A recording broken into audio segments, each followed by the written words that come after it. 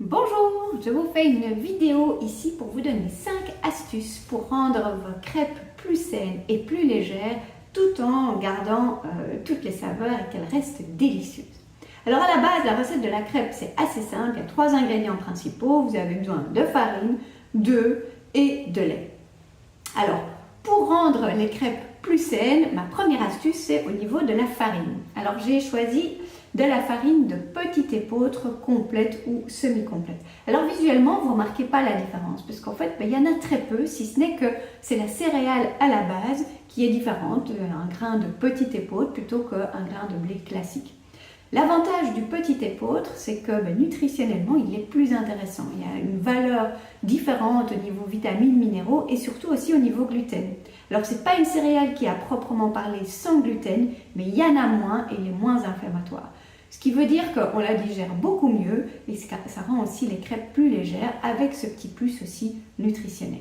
L'avantage de cette farine de petit épeautre, c'est qu'en fait, ça se travaille exactement de la même façon que la farine classique. Donc vous ne devez même pas changer la recette, vous devez juste substituer la farine. Au niveau de la texture aussi, c'est pareil. Et au niveau du goût, c'est quasiment pareil. Donc c'est vraiment pas une grande différence, c'est un substitut qui est vraiment très facile.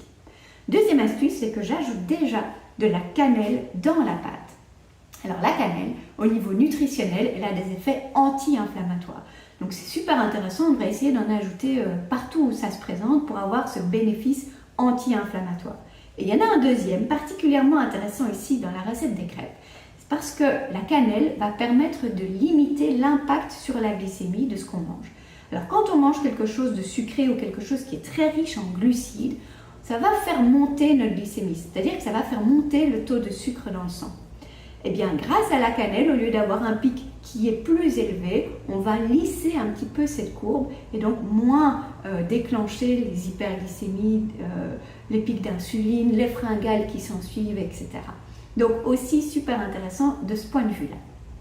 Autre astuce, dans les ingrédients de base de la crêpe, c'est utiliser du lait végétal. Là aussi, c'est une simple substitution, ça ne change pas les autres paramètres de la recette. Vous pouvez utiliser un lait végétal ici. Moi, j'ai choisi un lait d'amande parce qu'au niveau nutritionnel, je trouve que l'amande, c'est vraiment le top. Et puis, un tout petit goût assez subtil, mais que j'aime bien. Donc, c'est pour ça que j'utilise le lait d'amande. Et donc, dans la recette, on peut vraiment substituer un lait de vache classique avec un lait végétal. Et ici, donc, un lait d'amande. Alors, la petite astuce supplémentaire, c'est que je rajoute aussi de l'eau pétillante. Un petit peu d'eau pétillante dans la recette pour vraiment rendre les crêpes plus légères.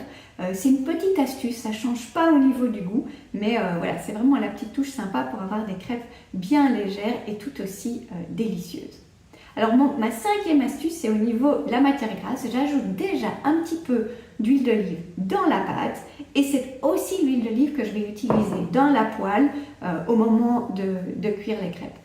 C'est comparativement au beurre, point de vue santé, l'huile d'olive c'est toujours mieux au niveau type de gras, au niveau autres apports antioxydants qu'on retrouve. Donc l'huile d'olive c'est une huile que j'utilise beaucoup en cuisine et même aussi en pâtisserie. Et donc c'est le cas aussi avec la recette de crêpes.